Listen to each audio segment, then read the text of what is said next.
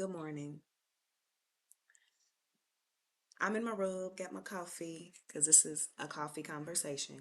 Seriously. Um, Thank you. Thank you for hopping on here. Thank you for joining me for our very hard but serious conversation about being a college grad student. Okay?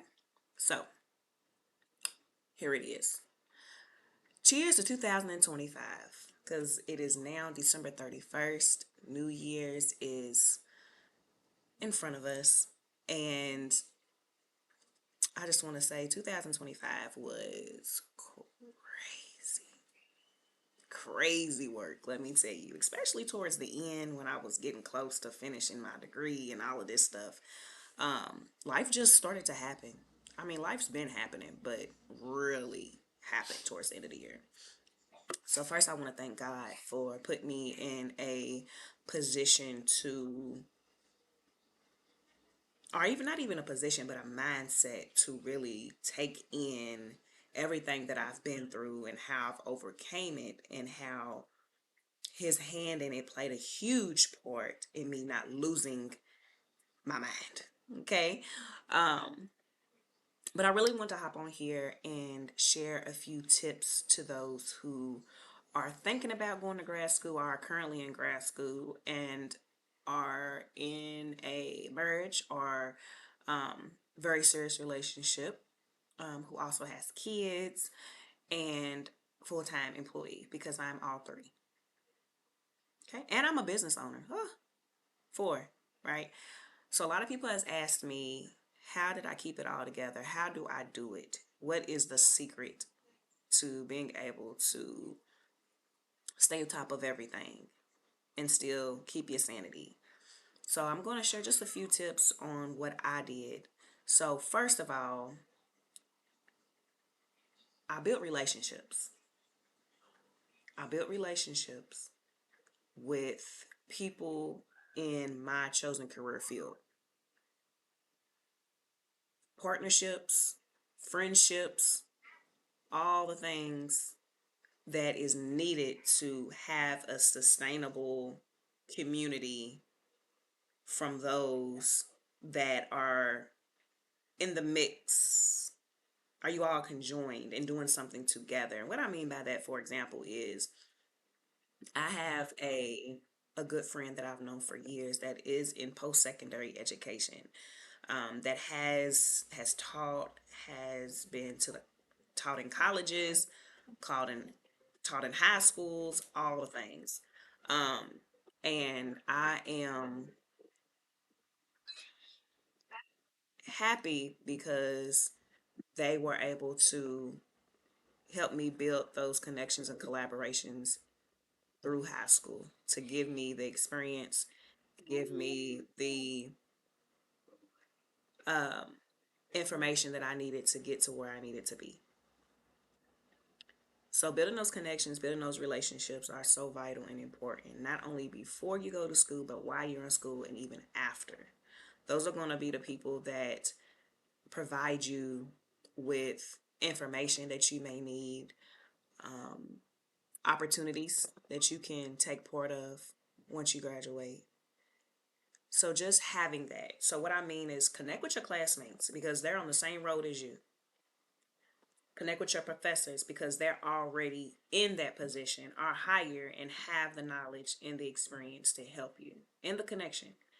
Join groups on social media, whether that is if you're into budgeting or finances, join a group that is all about finances, right? You can learn some things, you can promote some things, or you can share your expertise and get feedback. Just surrounding yourself with people of like-minded people like yourself. Secondly, is prioritizing communication because as a college graduate student, there are going to be times in which you have to communicate with your family, with your friends, with your professors about what's going on in your world.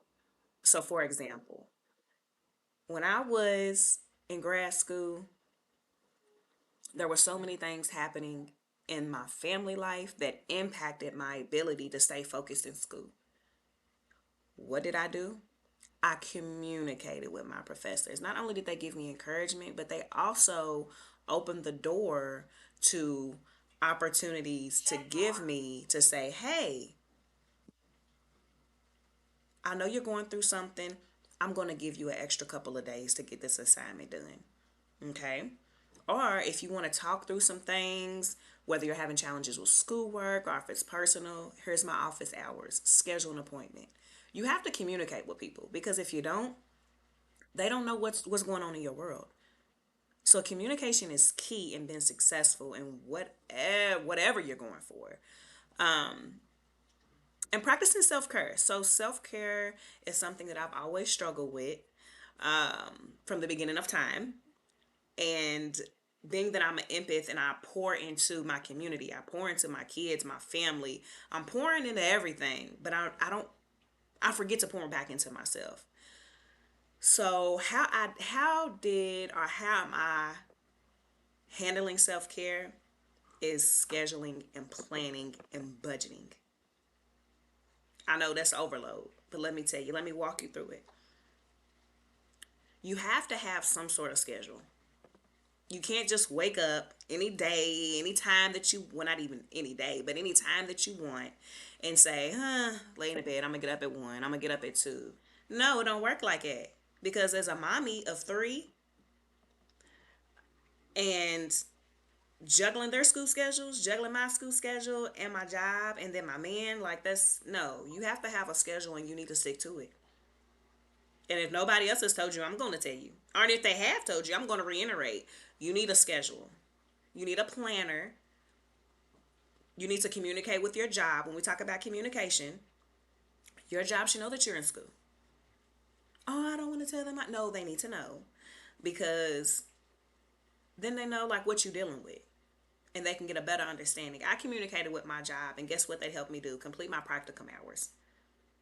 I was able to make up some of my work on the weekends and take a full day off work to go to my practicum site and work with a school counselor because they knew school was important to me and we figured it out.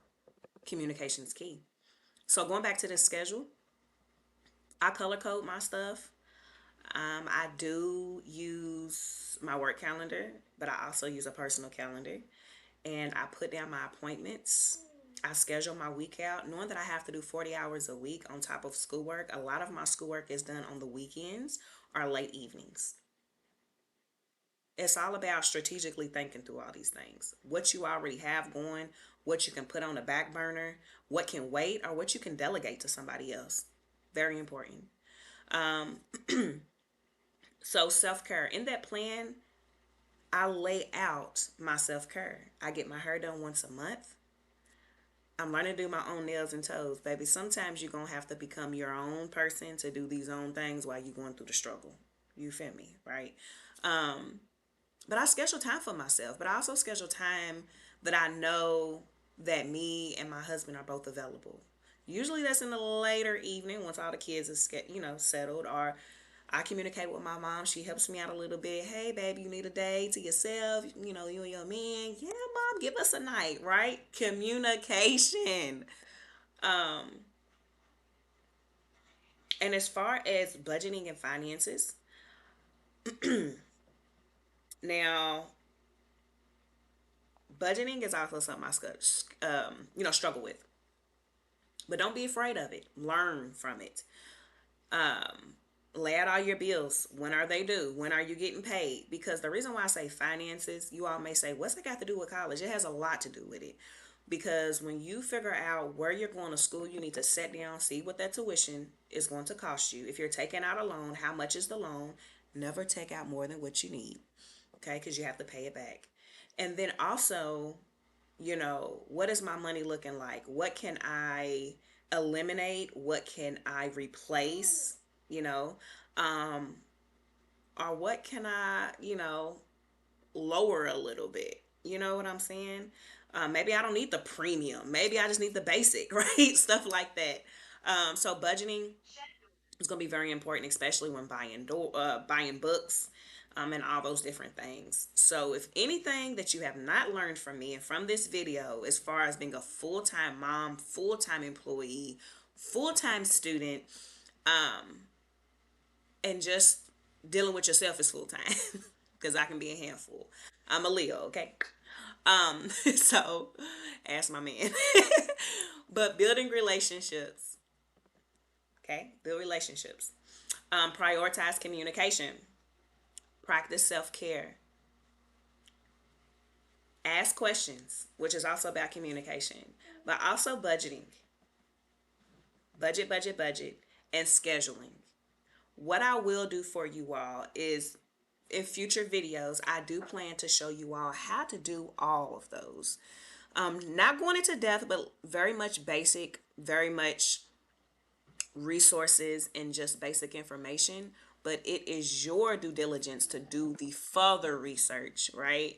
Because one thing I do not do is I give you the information, give you a few tips, but what you do with it is what you do with it. But please utilize it. This will be a very huge turning point in your life, and you need to take it seriously. Okay?